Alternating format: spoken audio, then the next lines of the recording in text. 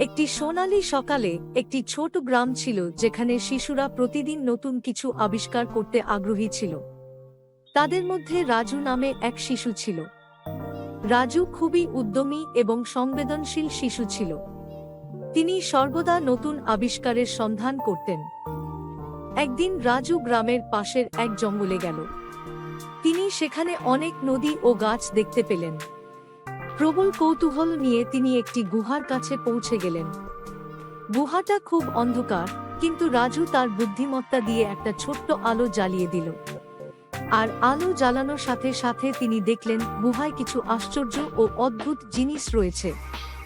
রাজুর চোখ চকচক করে উঠল। সে গুহার গভীরে চলে গেল।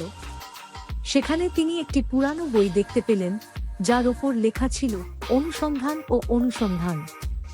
রাজু সেই বইটা খুলে পড়তে শুরু করল। বইটিতে লেখা ছিল একজন প্রাচীন রাজা তার দরবারে একজন অভিযাত্রীকে ডেকেছিলেন। রাজা অভিযাত্রীকে বললেন, তোমাকে এমন কিছু খুঁজে বের করতে হবে যা সারা পৃথিবীতে নেই। রাজু খুব উত্তেজিত হয়ে উঠল। তিনি আশ্চর্য হয়ে বললেন, আমিও কি এমন একটি জিনিস আবিষ্কার করতে পারি? রাজুর মনটা উত্তেজনায় ভরে গেল। তিনি তৎক্ষণাৎ উঠে গুহা থেকে বেরিয়ে এলেন। সে নদীর ধারে বসে ভাবতে লাগল।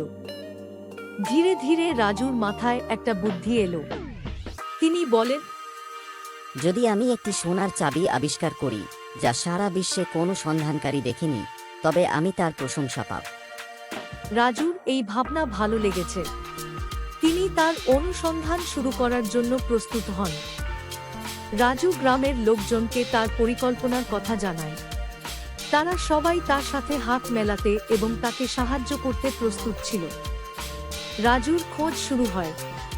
তিনি নদী, বন, পাহাড় পেরিয়ে যাত্রা শুরু করলেন, কিন্তু কোনো সোনার চাবি পাননি তিনি।